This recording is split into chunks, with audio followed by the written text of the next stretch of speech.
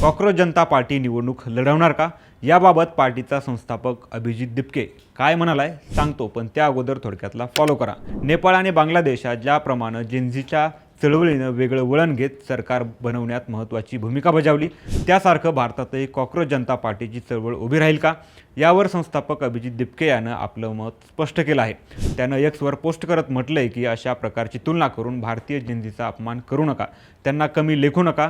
या देशातील तरुण हे अधिक परिपक्व, जागृत आणि राजकीयदृष्ट्या सजग आहेत। त्यांना त्यांचे घटनात्मक अधिकार चांगल्या प्रकारे माहिती आहेत आणि ते आपला विरोध शांततापूर्ण लोकशाही मार्गाने व्यक्त करतील।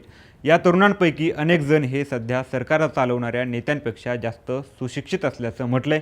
यातून निवडणूक लढवण्याबाबत त्याचा कुठलाही विचार नसल्याचं दिसून येतंय। केवळ सरन्यायाधीशांनी केलेल्या टिप्पणीला उपरोधिक विरोध म्हणून कॉक्रोच जनता पार्टी स्थापन करण्यात आली आहे। तुम्हाला काय वाटतं? कॉक्रोच जनता पार्टीनं तरुणांचा आवाज बनून निवडणूक लढायला हवी का? म्हणजेच निवडणुकीय राजकारणात सक्रिय व्हायला हवं का? तुमचं मत कमेंटमध्ये नक्की सांगा आणि अशाच माहितीसाठी थोडक्यातला फॉलो करा। बातमी म्हणजे थोडक्यात।